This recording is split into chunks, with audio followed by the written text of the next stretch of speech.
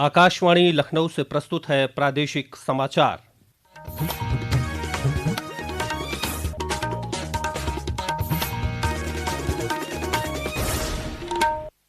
मुख्य समाचार। मुख्यमंत्री योगी आदित्यनाथ ने उन्नाव में 570 करोड़ रुपए की 101 विकास परियोजनाओं का किया लोकार्पण और शिलान्यास। कहा, विरासत की रक्षा के साथ विकास यात्रा को गति दे रही है डबल इंजन सरकार। मुख्यमंत्री ने कानपुर में प्राकृतिक खेती पर कार्यशाला को किया संबोधित। कहा, किसानों की आय बढ़ाना है सरकार की प्राथमिकता। ब्रिक्स एमएसएमई फोरम और एसएमई वर्किंग ग्रुप की बैठक कल आगरा में होगी आयोजित। चीन, रूस और ब्राजील समेत 21 देशों के प्रतिनिधि होंगे शामिल। और प्रदेश में बच्चों को कुपोषण से बचाने के लिए संभव अभियान का छठा चरण शुरू। बाल विकास और पुष्टाहार मंत्री बेबी रानी मौर्य ने आंगनबाड़ी केंद्रों को मजबूती से चलाने पर दिया जोर।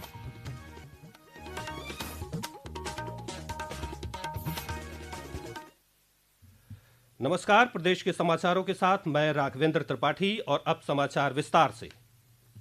मुख्यमंत्री योगी आदित्यनाथ ने आज उन्नाव में 570 करोड़ रुपए से अधिक लागत की 101 विकास परियोजनाओं का लोकार्पण और शिलान्यास किया।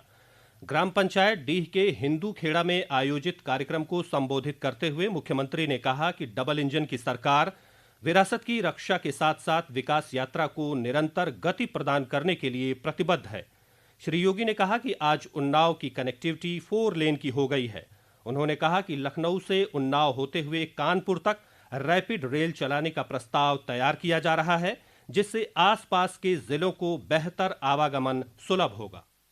अब लखनऊ में विकास जो भी होगा वो लखनऊ तक सीमित नहीं होगा, वो सीधे उन्नाव होते हुए कानपुर तक जाएगा। और इसके लिए जैसे दिल्ली के अंदर आप देखते होंगे, दिल्ली से देश की पहली रैपिड रेल दिल्ली से मेरठ तक पहुंच गई है। एक प्रस्ताव तैयार कर रहे हैं, लखनऊ से हम उन्नाव होते हुए कानपुर तक रैपिड रेल के एक नए प्रस्ताव को लेकर के भी चल रहे हैं। एक रिंग रोड बनेगा पूरा चारों ओर, लखनऊ, उन्नाव, हरदोई, सीतापुर, बाराबंकी, रायबरेली, ये सब जिले आपस में जुड़ेंगे। मुख्यमंत्री योगी आदित्यनाथ ने कहा है कि प्राकृतिक खेती कृषि को अधिक लाभकारी और पर्यावरण के अनुकूल बनाने का सशक्त माध्यम है। मुख्यमंत्री आज कानपुर में चंद्रशेखर आजाद कृषि एवं प्रौद्योगिकी विश्वविद्यालय में प्राकृतिक खेती पर आयोजित कार्यशाला में बोल रहे थे। श्री योगी ने कहा कि केंद्र और प्रदेश सरकार किसानों की आय बढ़ाने के लिए उन्हें सभी सुविधाएं दे रही हैं। किसानों को सहकारी समितियों के माध्यम से मिलने वाली फर्टिलाइजर पर सरकार सब्सिडी दे रही है। प्रधानमंत्री कृषक बीमा योजना के माध्यम से उन अन्नदाता किसानों को फसल की गारंटी की सुरक्षा मिली, आपदा में गारंटी की सुरक्षा मिली। पहली बार प्रधानमंत्री कृषि सिंचाई की गारंटी मिली। पहली बार अन्नदाता किसान के लिए प्रोक्योरमेंट के सेंटर स्थापित हुए और पहली बार अन्नदाता किसानों के लिए किसान सम्मान निधि की घोषणा। यानी एक एक कड़ी को जोड़ते गए। आपको जो फर्टिलाइजर कोऑपरेटिव सोसाइटी में मिलती है, अंतर्राष्ट्रीय बाजार में उस बैग की कीमत होती है 4,000 रुपए। यहाँ पे यूरिया का दाम आपको मिलता है उसका 1/4 से भी कम में। ये सारी सब्सिडी भारत सरकार भरती है। प्रधानमंत्री नरेंद्र मोदी कल नई दिल्ली के विज्ञान भवन में प्रधानमंत्री विकसित भारत रोजगार योजना के अंतर्गत 2,400 करोड़ रुपए की प्रोत्साहन राशि का वितरण करेंगे। इस दौरान प्रधानमंत्री लाभार्थियों को वर्चुअल माध्यम से संबोधित करेंगे। इस योजना का उद्देश्य रोजगार सृजन में तेजी लाना, रोजगार क्षमता बढ़ाना और सभी सेक्टरों में सामाजिक सुरक्षा कवरेज का विस्तार करना है। प्रधानमंत्री विकसित भारत योजना के अंतर्गत उत्तर प्रदेश में लखनऊ, ग्रेटर नोएडा, वाराणसी, मेरठ सहित 17 जिलों में कार्यक्रम आयोजित किए जाएंगे। लखनऊ के इंदिरा गांधी प्रतिष्ठान में आयोजित कार्यक्रम में प्रदेश के श्रम और सेवायोजन मंत्री अनिल राजभर और आगरा में केंद्रीय राज्य मंत्री एसपी सिंह बघेल शामिल होंगे। आगरा में कल भारत सरकार के सूक्ष्म, लघु और मध्यम उद्यम मंत्रालय द्वारा पहले ब्रिक्स एमएसएमई फोरम और तीसरी एसएमई वर्किंग ग्रुप की बैठक होगी। इस कार्यक्रम की थीम लचीलापन, नवाचार, सहयोग और स्थिरता के लिए निर्माण रखी गई है। ब्रिक्स फोरम की बैठक में ब्राजील, चीन, मिस्र, रूस, दक्षिण अफ्रीका और भारत सहित 21 ब्रिक्स देशों और सहयोगी देशों के नीति निर्माता, उद्योगपति और उद्यमी हिस्सा लेंगे। एक रिपोर्ट।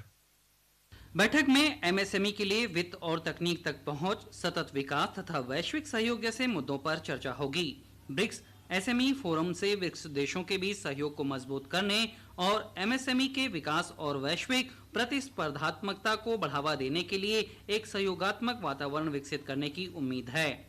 ये फोरम सहभागी देशों के ज्ञान का आदान प्रदान करने और उभरते अवसरों की पहचान करने और समावेशी और सतत आर्थिक विकास में योगदान देने वाली साझेदारियां बनाने का अवसर भी प्रदान करेगा। समाचार कक्ष से शैलेंद्र शर्मा।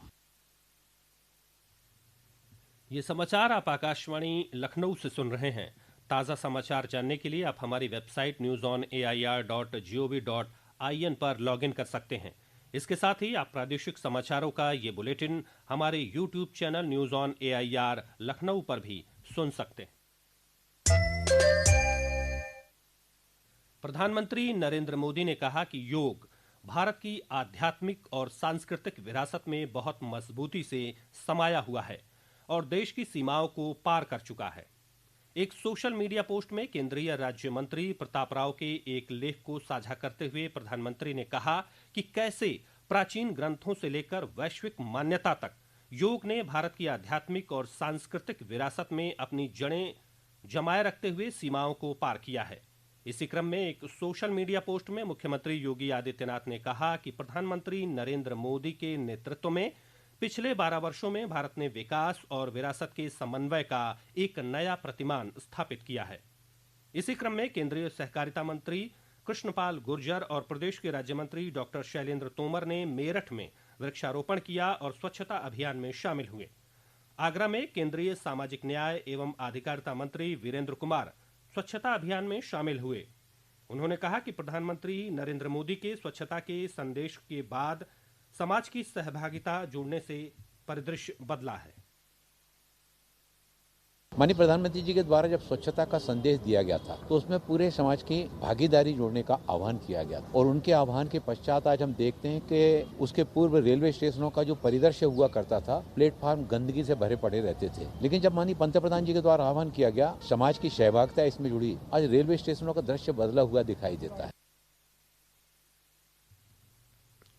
प्रधानमंत्री नरेंद्र मोदी के नेतृत्व में पिछले 12 वर्षों में सबका साथ, सबका विकास, सबका विश्वास और सबका प्रयास के सिद्धांतों पर भारत में उल्लेखनीय प्रगति हुई है। आकाशवाणी समाचार इस अवसर पर विशेष श्रृंखला प्रस्तुत कर रहा है। आज बात नक्सलवाद के उन्मूलन और नक्सल प्रभावित क्षेत्रों में विकास के लिए सरकार के महत्वपूर्ण प्रयासों की। नरेंद्र मोदी सरकार की सुरक्षा अभियान, नक्सलियों की फंडिंग पर रोक और प्रभावित इलाकों में तेज विकास कार्यों की संयुक्त रणनीति के चलते देश को नक्सलवाद और माओवादी आतंक से मुक्त करने में सफलता मिली है। पिछले कुछ वर्षों में कई बड़े सुरक्षा अभियानों ने माओवादी नेटवर्क को कमजोर करने में महत्वपूर्ण भूमिका निभाई। इन अभियानों के परिणाम भी स्पष्ट रूप से दिखाई दिए हैं। वर्ष 2024 में 217 माओवादी मारे गए, जबकि 2025 में यह संख्या बढ़कर 256 हो गई। इस दौरान कई बड़े नक्सली नेताओं का भी खात्मा हुआ। नक्सलियों की फंडिंग रोकने में राष्ट्रीय जांच एजेंसी NIA ने भी अहम भूमिका निभाई। इससे नक्सली संगठनों के संसाधनों और गतिविधियों पर बड़ा असर पड़ा। आज नक्सल मुक्त भारत की कहानी लोकतंत्र, विकास और संविधान की ताकत की जीत का प्रतीक मानी जा रही है, जिसने दशकों से चली आ रही हिंसा पर विजय प्राप्त की है। अक्षित वैद्यान, आकाशवाणी समाचार, दिल्ली। बच्चों को कुपोषण से बचाने के लिए संभव अभियान के 6वें चरण की शुरुआत आज लखनऊ में प्रदेश की महिला कल्याण, बाल विकास और पुष्टाहार मंत्री बेबी रानी मौर्य ने किया। कार्यक्रम को संबोधित करते हुए मंत्री बेबी रानी मौर्य ने कहा कि प्रधानमंत्री नरेंद्र मोदी देश को वर्ष 2047 तक विकसित राष्ट्र बनाना चाहते हैं। इसके लिए देश के बच्चों का पोषित होना बहुत जरूरी है। उन्होंने बच्चों को कुपोषण से बचाने के लिए आंगनबाड़ी केंद्रों को और मजबूती के साथ चलाने की आवश्यकता बताई। और अंत में मुख्य समाचार एक बार फिर। मुख्यमंत्री योगी आदित्यनाथ ने उन्नाव में 570 करोड़ रुपए की 101 विकास परियोजनाओं का किया लोकार्पण और शिलान्यास। कहा, विरासत की रक्षा के साथ विकास यात्रा को गति दे रही है डबल इंजन सरकार। मुख्यमंत्री ने कानपुर में प्राकृतिक खेती पर कार्यशाला को किया संबोधित। कहा, किसानों की आय बढ़ाना है सरकार की प्राथमिकता। ब्रिक्स एमएसएमई फोरम और एसएमई वर्किंग ग्रुप की बैठक कल आगरा में होगी आयोजित। चीन, रूस और ब्राजील समेत 21 देशों के प्रतिनिधि होंगे शामिल। और प्रदेश में बच्चों को कुपोषण से बचाने के लिए संभव अभियान का छठा चरण शुरू। बाल विकास और पुष्टाहार मंत्री बेबी रानी मौर्य ने आंगनबाड़ी केंद्रों को मजबूती से चलाने पर दिया जोर। इसी के साथ प्रादेशिक समाचारों का ये बुलेटिन समाप्त हुआ। अगला बुलेटिन रात 8 बजे एफएम पर प्रसारित किया जाएगा। नमस्कार।